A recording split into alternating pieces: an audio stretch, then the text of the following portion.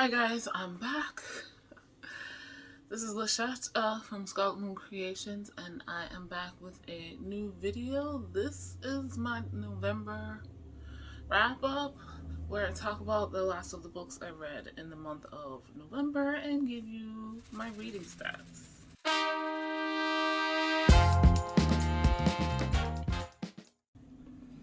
Of course, before we begin that, I want to once again direct you to my description box, where I have lots of links for ways you can support the Palestinian people and ask the local US government at least to support a ceasefire, and information that you can read, whether it's books or articles or accounts for local on the ground Palestinian press, so you know what is going on and can make your own informed decisions.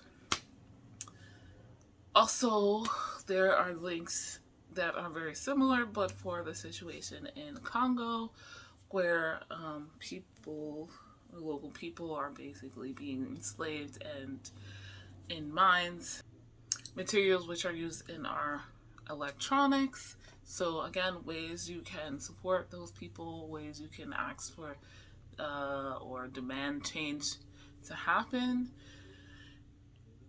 to have them be free, but also ways you can not support the electronics industry by buying refurbished goods. So, that being said, we should start out with the stats as I usually do, but of course I forgot to pull them up. I'm sorry I'm messing with my hair. Like, it didn't turn out the way I expected, and so it's weird. Also, it's completely out, so I'm like, who am I? Does anyone else have a problem, like, not touching their hair when it's all out like this? I'm just curious. I hope I'm not alone. The gray streaks are making it seem like empty space also when I pull back, so like everything up here looks like it's floating. So for the month of November, I read a total of 7 books, 2,206 pages, and 3.78 hours. So there's an audiobook in there. My biggest mood was adventurous, followed up by dark, understandably, and mysterious. The majority of the books I read were a medium pace, so 43%. Most of the books, 67%, were less than 300 pages. It's okay. That's fine. Or 300 pages or less. There we go. Majority were fiction, but I did finish one nonfiction. At least. I don't do TBRs because this happens all the time, but my like low-key goal, I've been reading several nonfiction books over the course of the year, and many I would say I can finish this month, but it didn't work out. So I'm just happy one is done. Fantasy was the biggest genre, followed by romance, which surprises no one. My formats, 5 of the books I read were print and 2 were digital. Last but definitely not least, we have my ratings. I have 3 4-star books, 2 3.5-star books. I don't know where I was going with that. 1 3-star book, and 1 book that I DNF'd. I don't know why it's being included in this crop, and I DNF'd it on October 31st, but I'll mention it here because I didn't do stuff really for October and September. So yeah, I had a DNF in there, y'all. It was I was disappointed. I'll talk about that first. The DNF was Year of the Witching. It's not my jam, not my style. Um, I was reading that for several prompts with Black Aweenathon and for the Culture Readathon Vampire Edition, and I DNF'd a little bit after 100 pages. So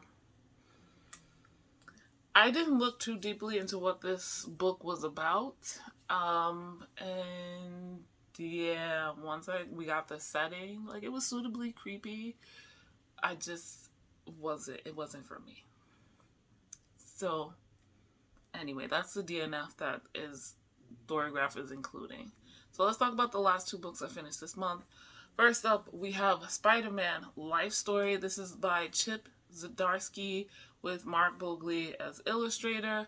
This is a volume collecting editions 1 through 6. This, I believe, was specially created for the 80th anniversary of Marvel. I picked this up because it was the October read. Yeah, the October read for the Realm of Comics book club, which I'm behind on. So I read it in November. No big deal.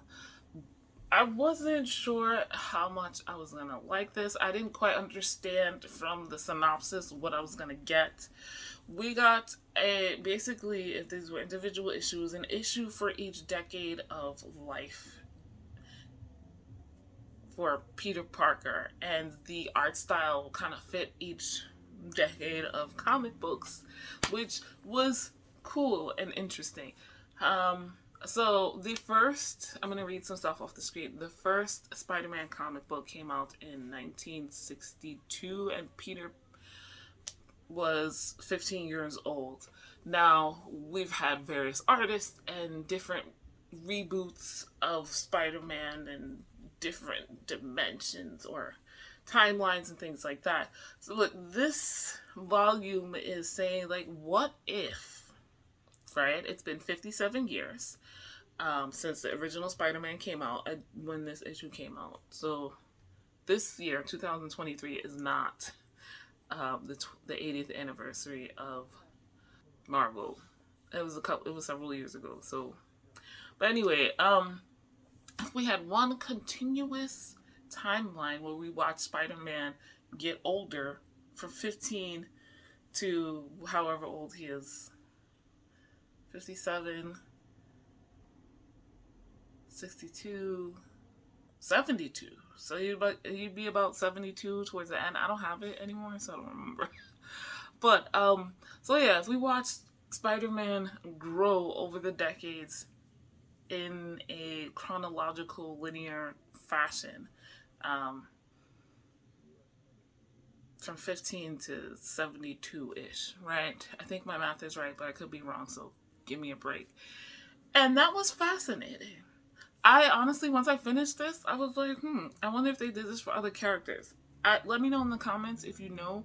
I wasn't able to figure that out in the brief look that I did. I didn't ask anybody else either. So it is what it is. But it's Spider-Man's life story. There were some, they mainly focused on major plot points that have occurred with Spider-Man, major bad guys, and or other characters, like the love stories and things like that. But we watched Spider-Man get a decade older each time in each issue. So that was very interesting. I have not read, the Amazing Fantasy or Amazing Spider-Man from the beginning. So, like, those early 60s and 70s Spider-Man, where he's like this square-jawed, very middle American waspy dude, is just blowing my mind. I was like, who is this? It's so weird. I also appreciate the artwork. Several of the early decades are not my personal preference art-wise when it comes to comic books and Spider-Man. But seeing how basically one artist did all of these different styles, I respect it. I respect it, and he did a great job the entire time. The story was told very well, um, and it was just fascinating to watch. It was I guess, medium paced. Like, I wasn't super into it the whole time. Most of the storylines I knew. There was a part that kind of what. Um, I'll also say I haven't read a lot of Marvel comics in the last 20 years, so I'm aware of. I've read a couple of, what is his name? Miles Morales, um, here and there, but I haven't really read anything about him interacting with Peter. The only thing is Into the Multiverse, the Spider-Man animated movie, which is amazing. So that was also interesting. But yeah, I enjoyed it. I gave it 4 stars. That is, I think this is something for fans of Spider-Man, but also even like low key. I'm not a Spider-Man fan, but I'm interested kind of people. Like, if you like comic books, superhero comic books, if you like Spider-Man even a little bit, you'd probably enjoy this. And I like Spider-Man more than a little bit, so. The last book I finished, I had wanted to do an individual video about this because it's nonfiction and I've been working through this book for a year.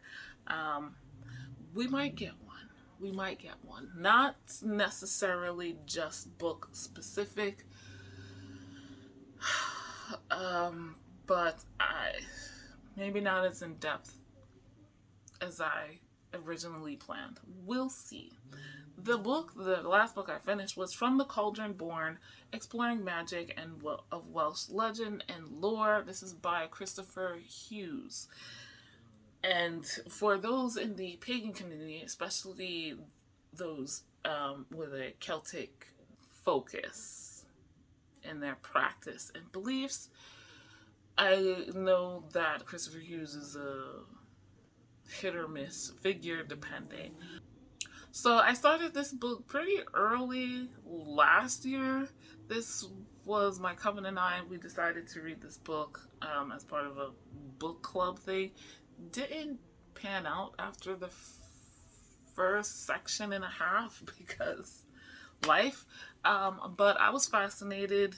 I had not done something like this where you look deep into a particular legend or myth, and in specifically in this case from a spiritual perspective, use it as a meditative tool or a mysteries practice, or I don't know, looking into the mysteries or following the mysteries. That's something you hear about a lot in the pagan circles, particularly those who are Eurocentric, and which is the majority. Things like the Eleusinian mysteries or whatever. This would, I guess, be sort of considered Welsh mysteries. So I continued reading and I really enjoyed it. In the back of the book, there is a 2 or 3 actually practices. One in particular is a year-long ritual. I've never done such a thing before, so I kept borrowing the book from the library, and towards the end I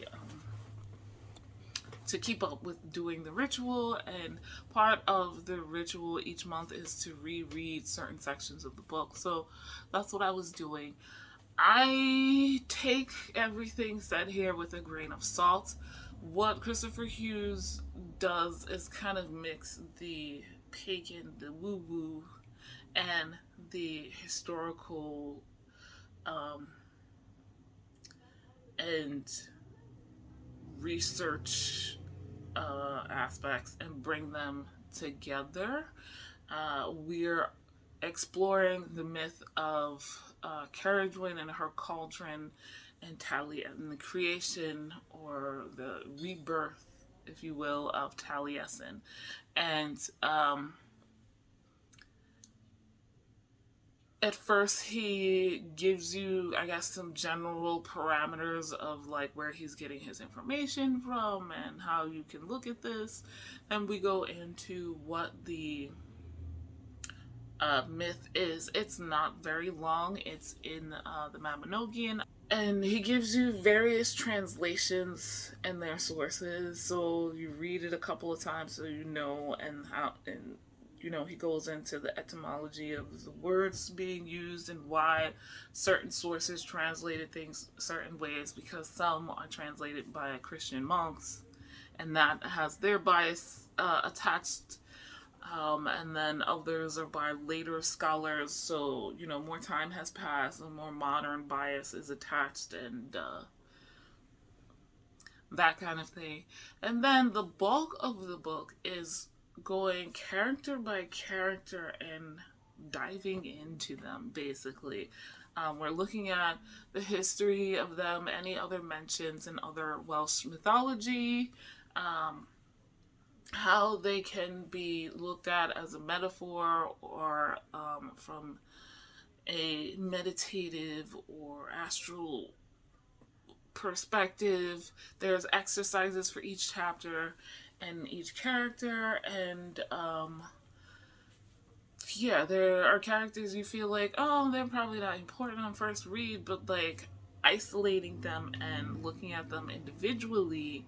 And again, the etymology, I kind of like that.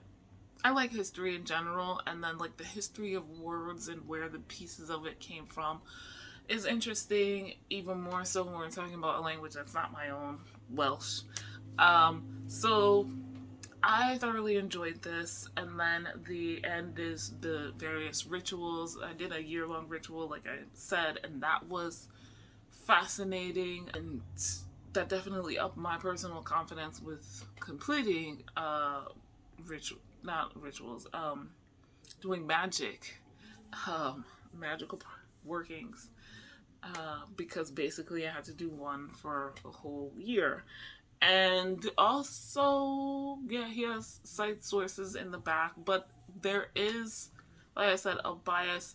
A lot of stuff is just interpreted by him, and he says that throughout the whole thing, like, this is what I think. So I think, personally, it wasn't hard for me to, like, either parse that out and put it aside, or more importantly, make my own opinion about his opinion. And this, like I said, is really the first time I've come into contact with this kind of thing, so maybe that is also an influence. That being said, I have heard that some of his other texts are really, when it comes to his opinion, quite sexist in some ways, and also him just adding stuff in. But I'm like, that's what opinion is, and also that is what people have been doing from time immemorial when we're talking about spiritual practices and the history behind them. People just decide this is what it means, and that's how we get what we get. That's how we get religion and various other spiritual practices. That being said, I don't know, with that in mind, I don't know if this is great for a beginner. It's a lot. You got to know also if this is your kind of thing. It's, you know, very historical. It's pretty simple to read. I think at times Christopher tries to get, you know, what's the word? Educational, like, not educational, but he likes to use big words every once in a while to describe certain things, but also it's kind of unnecessary in some cases. But also, I think there are times where some stuff is just not very describable with words. So if you're not into history and visualization, then this might not be the book for you as far as delving into a Welsh myth. That being said, that's the last book I finished in the month of November, guys. I don't know that any of you have read this one, but have you read the Spider-Man life story? Check out my previous recent reads, which was the first half of the books I read in November. Have you read any of those? How did your November go? I know there were several readathons, but I get burnt out in October by those, and November is usually just, no. At best, I'll do nonfiction November, and this was the only nonfiction I was able to finish this month. Not that I wasn't reading others, but the only one I could finish.